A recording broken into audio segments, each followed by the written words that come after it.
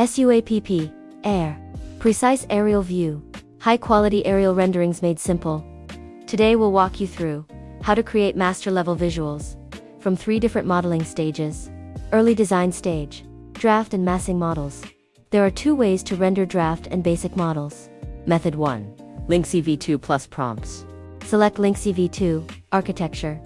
Choose a style from the Aerial View category, then enter your prompts.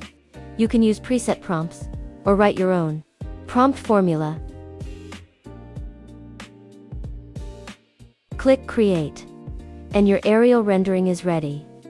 Method 2. Creative Editing V3 plus Reference Image. Import your original image.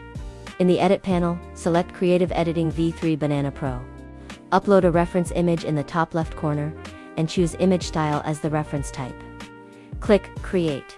You'll get a rendering that keeps the original building massing, while matching the facade style of the reference image. Final design stage, detailed models.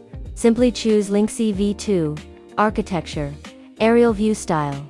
Then click Create. In just seconds, you'll get a highly accurate aerial rendering.